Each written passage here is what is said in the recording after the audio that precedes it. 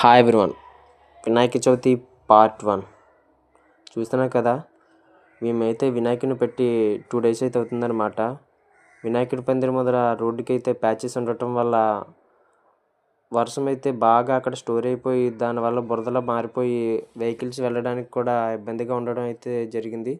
So దాని కారణంగా మేము చేసిన పని ఏంటంటే నైట్ టైం ఇసుకని, రాళ్ళని, సిమెంట్ని కూడా ఈ మూడింటిని మా ఊర్లోనే దొంగతనం చేసాం ఫ్రెండ్స్. మేమైతే ఈ మూడింటిని దొంగతనం చేసి మా మేస్త్రితోనైతే కల్పించడం అయితే జరిగింది. ఆ మూడింటిని కలిపి మా అన్నయ్య అయితే ఆ మూడింటిని కలిపి ప్యాచెస్ అయితే పూర్తిగా క్లియర్ చేశాడు. మేమైతే ఇదైతే నైట్ టైమే ప్లాన్ చేసాం ఫ్రెండ్స్. ఎందుకంటే వెహికల్స్ కూడా రావడం స్టాప్ అవుతాయి కాబట్టి దాని కారణంగా మాకు కూడా రోడ్డు వేయడానికి వీలుగా ఉంటుందని దీన్ని అయితే నైట్ ప్లాన్ చేసాం. నైట్ వేసినా కూడా 2-3 వెహికల్స్ అయితే వెళ్ళడం అయితే జరిగింది. దాని కారణంగా రోడ్డు కూడా ఫ్లాప్ అయింది. Subscribe everybody. Follow my channel.